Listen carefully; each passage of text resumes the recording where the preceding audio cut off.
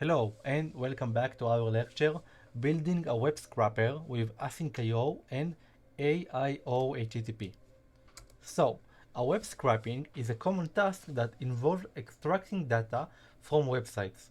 AsyncIO, in a combination with aiohttp library, provide us a powerful and efficient way to build a web scrapers. In this lecture, we will explore how to use AsyncIO and aiohttp to create a concurrent web scraper that can fetch and process multiple web pages simultaneously. So, let's talk a little bit about aiohttp. So, it's a popular asynchronous HTTP client server library for Python. It provides us a clean and intuitive API for making HTTP requests and handling response.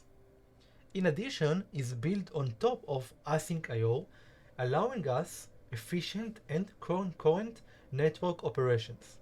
So, if you don't have it, so pip install it.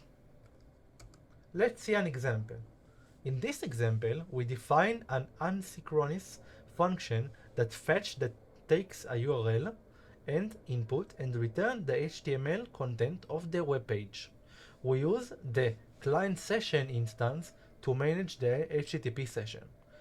In addition, we use session.getURL, like when you use request.getURL to send an asynchronous GET request to a specified URL. The response content is retrieved using await response.text. Finally, we print the HTML data.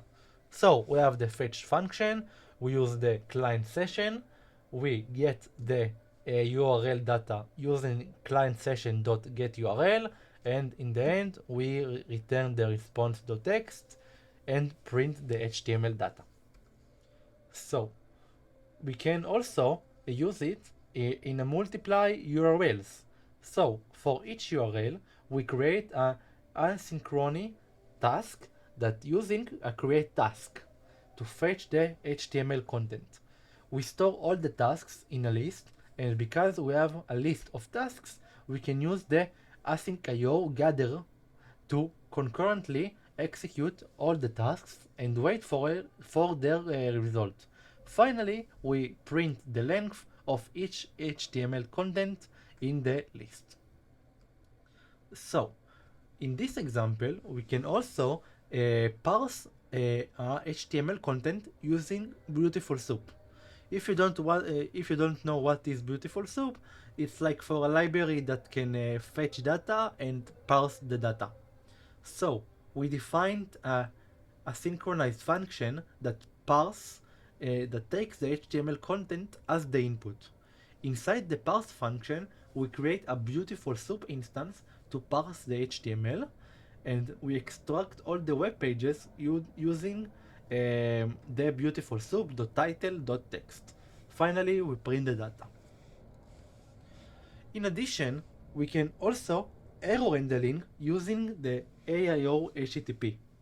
So, in this example, we defined a synchronized function called fetch with retry that takes a URL and the maximum number of retries as an input.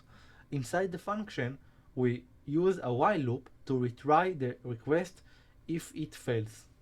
Finally, we wrap the request in a try except block to catch any client error exceptions. So, let's summarize all the things we said in this lecture. Web scraping with AsyncIO and aiohttp allow us for efficient and concurrent extraction of data from websites. This library also provides us a simple and intuitive API for making a synchronized HTTP request. So, you can also parse HTML requests using Beautiful Soup library for convenient data extraction, and the combination between AsyncIO and aiohttp can create you a powerful and scalable web scrapers that can handle large scale of scraping tasks efficiently. So, in the next code example, we will jump into some parsing and web scraping on couple websites. I will see you there. Bye bye.